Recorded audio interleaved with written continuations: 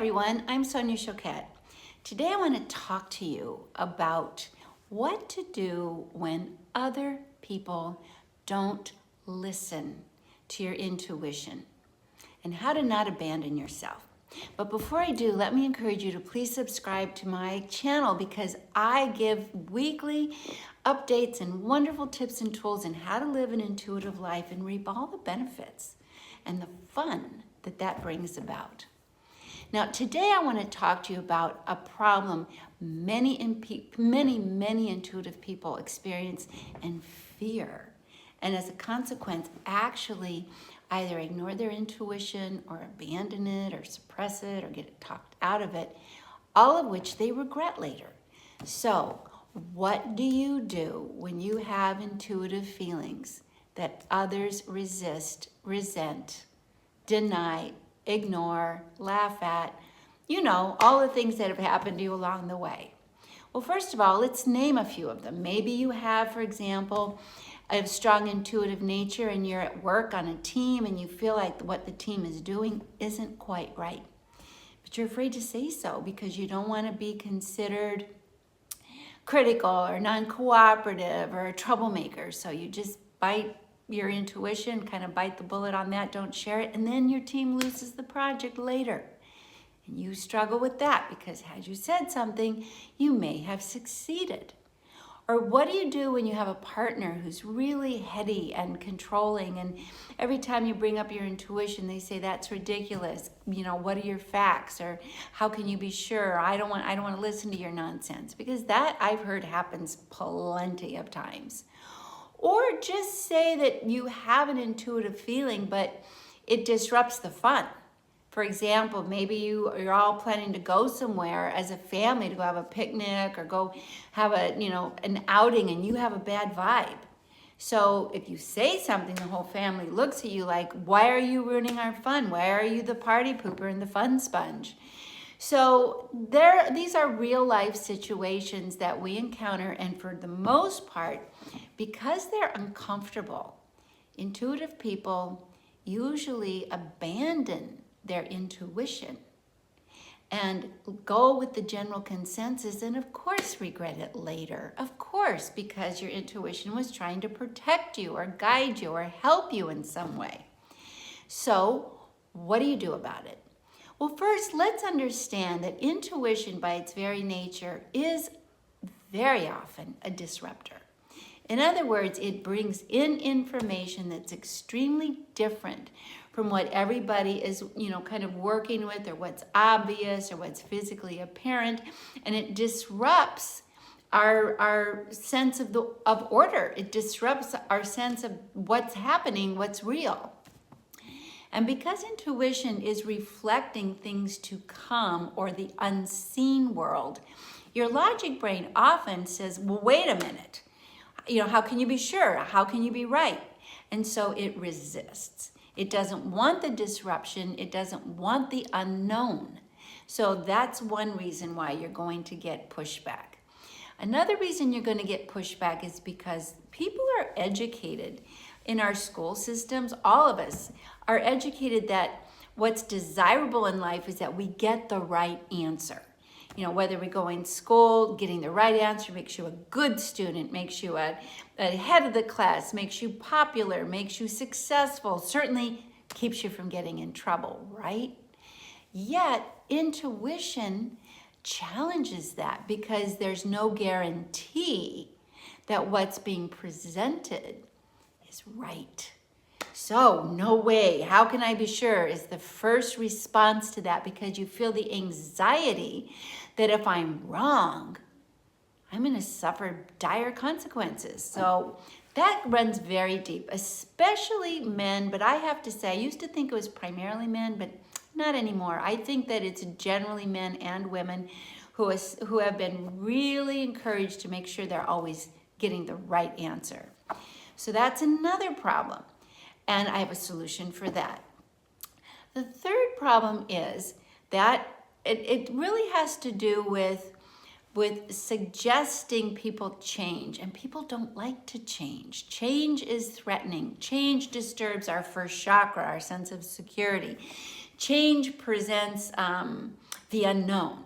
So you're going to get pushback from that proposition, because intuition pretty much asks us to change the plan we have.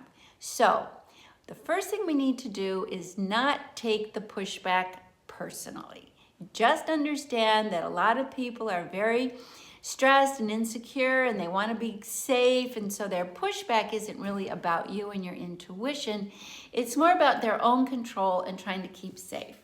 So the good news is this: there are strategies that you can incorporate that will help reduce the pushback and raise the level of cooperation you're going to get from other people when you need it. So the first thing is to tell people you're intuitive. Now, a lot of people go, oh, God, no, but actually hear me out. Telling people you're intuitive prepares them for your input when it comes. And rather than being rejected and laughed at, which so many people fear, I've watched this for a long time, and I've studied this, and my observations have revealed that more often than not, you're not going to be laughed at. People are going to be curious. What do you mean by that? Tell me about it. Give me an example. And so be prepared. Think of examples of where you had a vibe or a hit or an aha, and you listened and it worked. Secondly, you say, I'm intuitive, so I just want to let you know occasionally I pick up more than meets the eye. And my experiences led me to listen to it. It works for me. That's the key sentence. It works for me. I listen to it. My experience has proven that it's worth listening to. It works for me. Just a heads up. You don't have to listen to it. It doesn't, whether it works for you or not is secondary, but I will say what I feel, and then you can choose. Now, what I've experienced in suggesting this to my students and clients is that once one person admits I'm intuitive, other people come out of the closet and start saying, well, so am I. And the truth is, we all are. So we kind of change the paradigm that this is not something acceptable to, this is something we're all experiencing. We should probably pay attention. So believe it or not, that is a huge, huge positive strategy to get people to not resist or be taken off guard. If anything, they'll be curious because you've said in advance, my experience has proven that it works, that it's worth listening to. Now, I'm not going to impose it on you, but I will put it out there. The next thing to do is when you do present, ask, does anybody else feel this way? Has anybody else checked or had any sense of that? Because often we are picking up things intuitively, but we're not educated and conditioned to pay attention until someone asks. And then we say, well, come to think of it, I did feel a little odd about it, but I decided it was nothing. So then you might build at least a little consensus that I'm not alone on this. So that's a very big game-changing strategy to gain some cooperation. Now, the second thing to do is to incorporate humor instead of going into battle, my feeling versus how you see things. Now, let me give you an example of this. My mom continues to be an extraordinarily intuitive woman who lived exclusively by her vibes. And my father was a very grounded, literal builder, farmer, stick to the obvious, kind of opposite. But she would occasionally say to him, quite occasionally actually, my spirit's giving me guidance, my intuition. She always would say, my spirit says. We got to listen to what my spirit says because the spirit is the source of your vibes. So she would say to my dad, humor me. And please, if it doesn't matter, please humor me because I really feel this. It's important to me. Please. That way, he got to be the bigger guy. He got to say, well, all right, but just understand, I'm not in agreement with you, but I will be generous with you in going along with what you suggest. Now, I remember one time when I was growing up, I was child in the 60s when there were lots of us with very big families. We were the baby boomers. And I had a family of 7 kids all together. And every weekend growing up in Denver, we would go to the mountains for a picnic. So this was pre-seatbelt in the car days, and we all pile into my dad's car, sometimes bringing friends along. So there had been at times up to 12 people stuffed into this car, driving up to the mountains for at least 90 minutes to go for our weekend picnic. Coming home, we would be tired and cranky, and it was a long drive home, but my dad was a good sport, and he would just be quiet, didn't react to us all carrying on in the car, and drive us home. We are heading down Highway I-70, heading back to Denver, a melee of fighting between brothers and sisters and friends in the back seat, screaming and yelping. And all of a sudden, my mom looks at my father and she said, "You know, Paul," which was his name, "my spirit says we should take the next exit. Would you do that, and let's just take the long way home?" Well, I remember so clearly because I was sitting with them in the front seat. He looked at her like she had lost her mind. He went like this, like, "Do you know what's happening in the back seat? It's free for all." And she said, "Paul, please humor me, please." At that point, because he had been so used to this, that he just shrugged his shoulders and said, "Whatever," and took off to the next exit.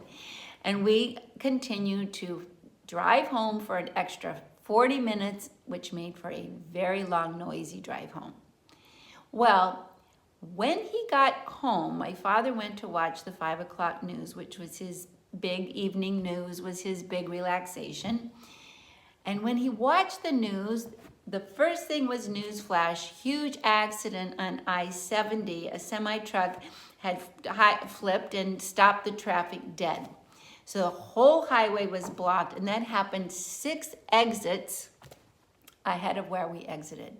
So just at the moment of that experience, my mom got the vibe and said, "Let's turn." Now, my dad was really impressed with that, so much so that he got up and went and told her, "You were right. You saved us. We would have been trapped up there. The highway's closed because of the accident." And I remember my mom just smiling and saying, "Thank you so much for humoring me. I trust my vibes. I trust my spirit. And my spirit takes care of us." So that's a very good strategy, especially when you're making requests that aren't really going to threaten anybody's life in a big way, like perhaps more like at work. So I do this a lot. If I sit in a restaurant with friends and I have a bad vibe, I'll speak up and say, "You know what, guys, I know we went to all the trouble to get here, but just having a bad vibe about this place. I don't think we'll have a nice experience. Do you mind if you humor me and we go find somewhere else in the neighborhood?" And I've done that a lot. And I always get surprise, annoyance, and then like, "Well, okay."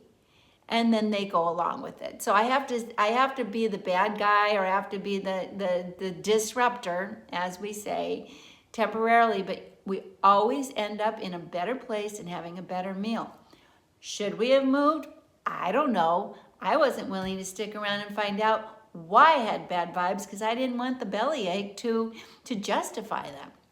So humor is a very, very good tool to use instead of being combative. The third thing to remember is that we have to have compassion because intuition is a disruptor and it proposes change. And change scares people. Change often means not positive. It just, in their minds, it means, it's sort of a first chakra survival thing.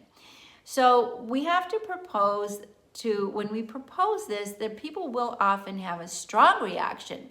"How can you be sure? What are you talking about? I don't want to do that. That doesn't sound right. I don't like that." And you need to, at that point, be willing to do what I call dancing in the fire. Now, dancing in the fire means that you're willing to take the pushback over abandoning your vibes. So let me give you an example of where I had to do that in my own life. When I first got married years ago to my now ex-husband, we proposed to buy a house and put in a contract to buy our first house. It was a big deal. We were very poor. This was quite the stretch. I loved the house. I wanted the house. I said, let's go for it. But just before we were to go and have set up the closing and all the final things, I had bad vibes. I didn't know why, but everything in me said, don't buy that house. So I told my husband, we can't buy that house. And he was shocked and annoyed. And what do you mean? We already put the bid on. We already the contract accepted. We already gave him our earnest money. We're going to lose that. Well, I want that house. What are you talking about? And I said, I don't know, but we're not going to buy the house. So we got into an argument, and I said, I don't care if you're mad at me. We're not buying that house. Well, at that point, it was sort of a battle of the wills, but he said, then you tell him, and if you lose our money, you're going to pay us back. And I said, okay, I'm willing. And that's what's steadying the fires. I am willing to take the heat for this decision. Well, long story short, we got out of the deal. And I actually told them the reason I wanted to get out was because I had bad vibes. And they thought I was a nut. So they did leave us out of the deal because it was a hot market and they didn't want to lose their opportunity with some crazy person like me. So thank you, guides. Thank you, God. Thank you, universe. We got out of it. Well, we were to have closed in this house in the summer in June. Well, we didn't close. And I got dirty looks the whole time for my ex-husband. But in August of that very same year, there was an unprecedented weather pattern where it rained every single day for weeks and weeks and weeks. And that house was next to the Chicago River and flooded. If we had purchased that house, we would have had a massive flooded house within 6 weeks of ownership. And we were spared. So until that became evident, I had to stand in the fire. After that became evident, I was thanked for sparing us. So you just sometimes have to put up with that. So that's where you just continually say to yourself, I trust my vibes, they work for me, and I'm willing to put up with the pushback and the resentments if I have to, over abandoning what I know to be true. So you can build up those muscles. You can read my book, Trust Your Vibes. I have lots and lots of tools to build these muscles. And my book, Tune In, is another very good one to build these muscles. But the important thing is, expect the pushback.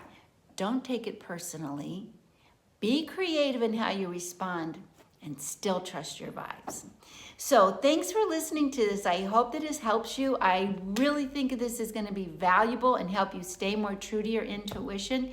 Before you go, be sure you subscribe to my channel. Tell your friends and practice trusting your vibes with others. That's the final tool. Don't do this alone. Find others who'll trust your vibes with you because there's strength in numbers. Okay, everybody, thanks for tuning in. I will be back soon with another delightful tool to live an empowered, intuitive life. All my love. Bye.